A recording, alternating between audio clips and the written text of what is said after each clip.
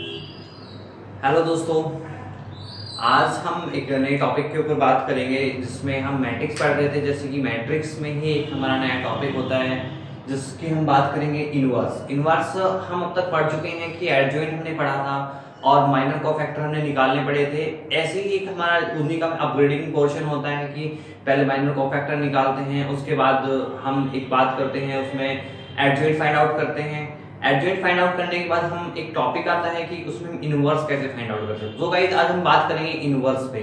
Inverse कैसे find करेंगे matrices का, और मैट्रिसेस का इनवर्स फाइंड करने के लिए गाइस दो तरीके होते हैं। दो तरीके, बाय एक्सपेंडिंग मेथड और by using elementary transformation method. तो आज हम बात करेंगे बाय एक्सपेंडिंग मेथड पे कि हम एक्सपेंड करके कैसे हम इनवर्स फाइंड आउट कर सकते हैं। फिर और बाद में हम बात करेंगे फिर हम बाय यूजिंग एलिमेंट्री ट्रांसफॉर्मेशन। तो आज हम बात करेंगे सिर्फ बाय एक्सपेंडिंग मेथड की, एक्सपेंड करके कैसे हम इनवर्स फाइंड आउट कर सकते हैं। तो इनवर्स फाइंड आउट करने का फॉर्मूला जो होता है हमारा गाइस वो होता है A inverse equals to A adjoint A upon A determinant. ये एक पोर्शन होता है डिटरमिनेंट। तो डिटरमिनेंट में आपको जब क्वेश्चन हम लेंगे तो मैं आपको बताऊंगा डिटरमिनेंट कैसे फाइंड आउट करते हैं। तो आज हम देखेंगे, बात करेंगे इनवर्स फाइंड करेंगे 3/3 मैट्रिक्स का और 2/2 मैट्रिक्स का। तो दोनों में मैं आपको बताऊंगा बाय एक्सपेंडिंग मेथड से कैसे हम उसे सोल्व कर सकते हैं। इसी में हमारा टॉपिक्स दोबारा से रिकॉल हो जाएगा। माइनर कैसे निकालते हैं, कोफैक्टर कैसे निकालते हैं और एडजॉइंट कैसे निकालते हैं, सब चीजें बताऊंगा। तो आज हमारा टॉपिक है इनवर्स, और इनवर्स को देखते हैं कि कैसे हम सोल्व आउट कर सकते हैं इनवर्स की प्रॉब्लम। सो गाइस इसको रब कर देता हूं। तो जैसे कि हमें इनवर्स में पता है कि इनवर्स में क्या क्या चीज चाहिए। एक तो चाहिए एडजॉइंट ए, यानी कि जो भी हमें मैट्रिक्स दे रखी होगी उसी का एडजॉइंट चाहिए और फिर उसी का डिटरमिनेंट चाहिए। तो सबसे पहले एक छोटा सा टॉपिक ले लेते हैं डिटरमिनेंट। मैट्रिक्स में ही ये एक पोर्शन था डिटरमिनेंट।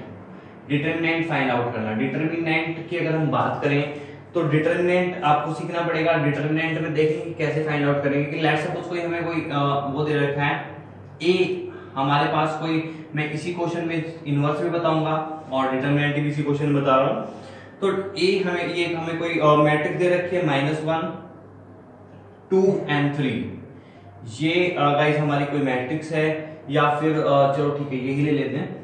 ये हमारी कोई मैट्रिक्स है और हमें फाइंड आउट करना है इसका डिटरमिनेंट। सबसे पहले हम डिटरमिनेंट फाइंड करें। तो डिटरमिनेंट फाइंड आउट करने का एक तरीका होता है कि पूरा डिटरमिनेंट कैसे फाइंड आउट करते हैं। तो डिटरमिनेंट फाइंड करने का अगर हम ए का डिटरमिनेंट करें तो 2/2 की मैट्रिक्स के लिए सबसे पहले हम क्रॉस मल्टीप्लाई करते हैं, बीच में माइनस आता है कि 3 × 1 माइनस 2 × -1, यानी कि -1 × 2, यानी कि अगर हम सॉल्व करें तो ये हो जाएगा 3 माइनस प्लस 2 = 5। तो 5 क्या हो गया हमारा गाइस, 5 हमारा डिटरमिनेंट हो गया। 5 हमारा डिटरमिनेंट हो गया। तो डिटरमिनेंट और एक कंडीशन और है जिसे हमें ध्यान में रखना है कि अगर किसी भी मैट्रिक्स का determinant does not equal to 0 आता है तो उसका हम इनवर्स फाइंड आउट कर सकते हैं। अगर वो इक्वल टू 0 आता है डिटरमिनेंट तो हम उसका इनवर्स फाइंड आउट नहीं कर सकते हैं। ठीक है गाइस, तो ये चीज ध्यान देनी है। तो यहाँ पे ए का डिटरमिनेंट हमारा क्या है, डज नॉट इक्वल टू 0 है, यानी कि कितना है 5 है। तो इसलिए ये क्वेश्चन हम पहले ही स्टेप में पता कर लेते हैं कि इसका इनवर्स हो पाएगा कि नहीं हो पाएगा। अगर वो इक्वल्स टू 0 आता है तो उसका जो इनवर्स है वो एग्जिस्ट ही नहीं करेगा, डज नॉट एग्जिस्ट करेगा। सो गाइस इसका जो डिटरमिनेंट आया वो हमारा 5 आया है। नाउ सबसे पहले अब हमें क्या फाइंड करना, हमें ए का डिटरमिनेंट हमारे पास आ चुका है और एडजॉइंट ए की हम बात करेंगे। अब एडजॉइंट ए, बाकी अगर आपको समझ नहीं आया वो डिटरमिनेंट तो आप वीडियो देख सकते हैं। डिटरमिनेंट की वीडियो है, आपको मैं लिंक दे दूंगा डिस्क्रिप्शन में, आप उस पर जाके ये देख सकते हैं डिटरमिनेंट कैसे सोल्व आउट करते हैं और कैसी प्रॉब्लम्स इसमें आ सकती हैं। गाइस आई होप आपको समझ आ गया होगा। करना कुछ नहीं, डिटरमिनेंट में जो क्रॉस मल्टीप्लिकेशन होती है 2/2 की मैट्रिक्स में और बीच में माइनस होता है, माइनस कर देते हैं फर्स्ट माइनस सेकंड और ये हमारा डिटरमिनेंट होता है। नाउ हम फाइंड करेंगे, इसको मैं रब कर देता हूं, यानी कि मैं लिख लेता हूं ऊपर डिटरमिनेंट इक्वल्स टू हमारा कितना आया, ए डिटरमिनेंट इक्वल्स टू हमारा 5 आया है। नाउ अब हम इसके सबसे पहले एडजॉइंट निकालने, एडजॉइंट निकालने के लिए सबसे पहले माइनर्स निकालने पड़ेंगे। माइनर्स के बाद हम कोफैक्टर निकालेंगे और कोफैक्टर के बाद हम उसका एडजॉइंट निकालेंगे। तो माइनस कितने होंगे गाइस, यहाँ माइनस हमारे होंगे m11 m12 M21 और M22 4 माइनस होंगे। माइनस अगर 1 1 कंडीशन यानी कि 1 1 हम हाइड कर लेंगे तो हमारा 3 बचेगा। 1 1 मींस फर्स्ट रो 1 1 C1 और C2 यानी कि फर्स्ट रो और फर्स्ट कॉलम हम हाइड कर लेंगे तो हमारा 3 आया। First row second column hide करेंगे तो 2 आया। Second row first column hide करेंगे -1 और ये 1 आया। ठीक है गाइस, ऐसे ही हम C11 C12 C21 और C22 हम फाइंड करेंगे। अगर तो यहां से हमारा जो कोफैक्टर होगा, कोफैक्टर में हम एक चीज देखते हैं कि अगर इन दोनों वैल्यू का समेशन अगर इवन आता है, अगर इन दोनों वैल्यू का सम इवन आता है तो जो हमारा माइनर आया था उसी की वैल्यू को हम लिखेंगे साइड में और सिर्फ उसमें चेंज कुछ नहीं करना है, वो सेम टू सेम होगा। अगर इन दोनों का सम ओड आता है, जैसे 1 2 है तो 1 + 2 कितना हो गया 3 हो गए, तो ये अगर ओड नंबर आता है तो इसमें क्या करेंगे हम गाइस, उस जो माइनर में वैल्यू आई है उसी पोजीशन पे उसका हम साइन चेंज कर देंगे। बस अगर प्लस है तो माइनस कर देंगे, माइनस है तो प्लस कर देंगे। तो गाइस देखते हैं 1 1 कंडीशन यानी कि 3 ऐसे रहेगा। 1 + 2 3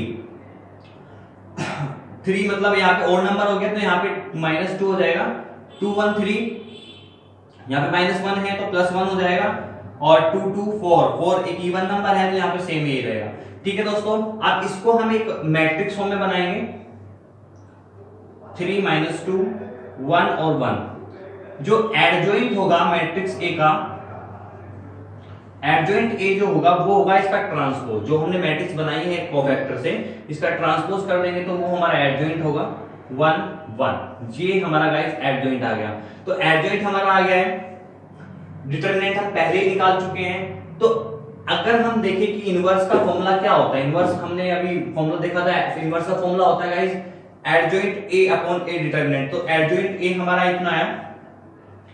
अगर हम यहाँ पे इनवर्स निकाले तो 1/5 3 - 2 1 और 1 3 - 2 1 और 1 ये हमारा गाइस क्या हो गया, इनवर्स हो गया है।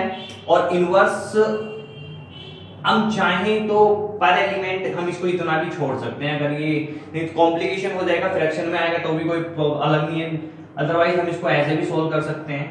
3/5 1/5 -2/5 और 1/5 और दोनों ही आंसर हमारे ठीक है गाइस। आई होप आपको इनवर्स निकालना समझ आ गया होगा 2/2 मैट्रिक्स का। सो गाइस अभी मैं 3/3 की बात करते हैं। 3/3 की मैट्रिक्स को कैसे सोल्व आउट करते हैं तो मैं पहले पूरा क्वेश्चन इसमें मेंशन कर लेता हूं, ज्यादा टाइम नहीं लगेगा उसमें। कैसे सोल्व करेंगे उसके बाद मैं आपको सिर्फ समझाऊंगा कि कैसे कैसे हमने उसको सोल्व किया, ताकि हमें टाइप करने में कम टाइम लगे और समझ सकें उसे आसानी से। सो गाइस देखते हैं हम नेक्स्ट 3/3 का एक क्वेश्चन लेता हूं। उसमें हम इनवर्स समझेंगे। जो गाइस हम मेथड सीख रहे हैं इनवर्स निकालने का, ये मेथड है एलिमेंट्री। हम जो एलिमेंट्री पढ़ेंगे बाद में पढ़ेंगे। अभी सब एक्सपेंडिंग हम जो मेथड पढ़ रहे हैं वो है बाय यूजिंग एक्सपेंडिंग मेथड। तो हम एक कोई क्वेश्चन ले लेते हैं 3/3 मैट्रिक्स का और उसके बारे में डिस्कस करेंगे।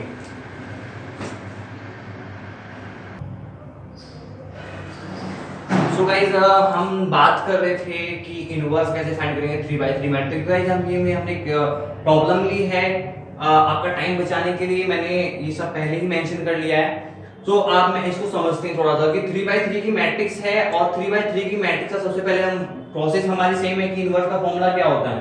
इनवर्स फॉर्मूला होता है adjoint A upon A determinant. So guys सबसे पहले डिटरमिनेंट फाइंड आउट करेंगे। डिटरमिनेंट कैसे फाइंड करेंगे कि डिटरमिनेंट ए का डिटरमिनेंट सबसे पहले डिटरमिनेंट जब फाइंड करते हैं तो हम देखते हैं कि सबसे पहले डिटरमिनेंट हम किसी भी 3 वैल्यू से फाइंड कर सकते हैं। रो बाय रो भी कर सकते हैं, बाय कॉलम भी कर सकते हैं, बात सेम रहेगी।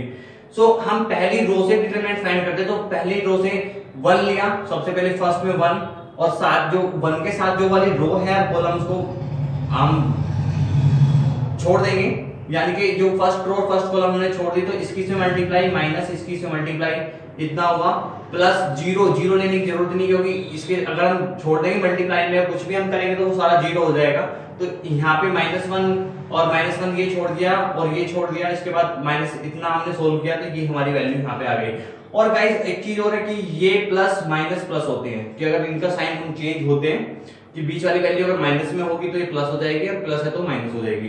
तो बीच वाली वैल्यू एग्जैक्ट यहाँ पे इसका तो कोई रोल है नहीं है, तो यहाँ पे ध्यान रखना होता है कि अगर इसको हम बाई कॉलम भी करें तो ये ऐसे ही होता है। तो ये सिर्फ खाली यूज है डिटरमिनेंट फाइंड करने के लिए, ठीक है दोस्तों। फिर ऐसे ही हमने माइनर फाइंड किए, कोफैक्टर फाइंड किए, माइनर हमने फाइंड किया m11। अगर आपको माइनर समझना है, वैसे मैं ओरली बता देता हूँ माइनर कैसे निकालते हैं, कोफैक्टर कैसे निकालते हैं, बट अदरवाइज आपको अगर माइनर कोफैक्टर समझना है तो आप लास्ट वीडियो में देख सकते हैं। तो माइनर कोफैक्टर कैसे फाइंड आउट करते हैं गाइस? माइनर कोफैक्टर ऐसे ही 1 1 कंडीशन है, 1 1 छोड़ देंगे, फिर उसको सॉल्व करेंगे और सारी कंडीशन ऐसे ही है जितने भी हमारी वैल्यू दे रखे हैं। फिर कोफैक्टर भी ऐसे ही फाउंड। कोफैक्टर क्या होता है? कोफैक्टर का दोनों का समेशन हमेशा अगर इवन नंबर आए तो इवन नंबर में सेम लिखना है, अगर ओड आए तो हम इसे क्या करेंगे, अगर ओड आए तो हम उसके साइन चेंज कर देंगे। ऐसे ही हमने यहाँ पे कर रखा है, जहाँ पे भी कंडीशन है। तो माइनर कोफैक्टर हो गए, इसके बाद हमने इसको मैट्रिक्स फॉर्म में लिखा, उसके बाद हमने एडजॉइंट यानी कि इसका ट्रांसपोज कर दिया, वो हमारा एडजॉइंट हो जाता है। और एड ए इनवर्स हमारा जो होता है वो होता है 1/a determinant into adjoint A. तो ये हमारा इनवर्स हो गया बाय यूजिंग मेथड। कौन सा मेथड हमने अभी पढ़ा है? ये हमने सिंपल मेथड हमें पढ़ा है, जिसमें एलिमेंट्री मेथड है हमारा। एलिमेंट्री मेथड हमारा दूसरा है, ये हमने लीनियर मेथड पढ़ा है, ठीक है दोस्तों। विद एक्सपेंडिंग, यहाँ पे हमें एक्सपेंड करना पड़ रहा है हर सब कुछ।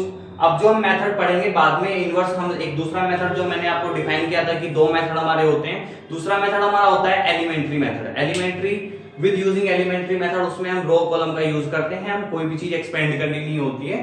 तो ये था गाइस, अगर क्वेश्चन आपको दिया जाए कि बाय यूजिंग एलिमेंट्री मेथड, वैसे एलिमेंट्री का क्वेश्चन आता है, इसका क्वेश्चन बहुत कम आते हैं, बाय 12th की बात कर रहा हूं मैं। सो आई होप आपको समझ आ गया होगा। वैसे इसका यूज है, अभी एक टॉपिक और बचता है इसमें, लीनियर प्रॉब्लम सोल्व करते हैं बाय यूजिंग मैट्रिक्स, तो उसके लिए इतना सब कुछ सोल्व करना पड़ता है, ठीक है दोस्तों। तो आज के लिए इनवर्स के लिए ये टॉपिक, आई होप, मैं आशा करता हूँ आपको समझ आ गया होगा पूरा।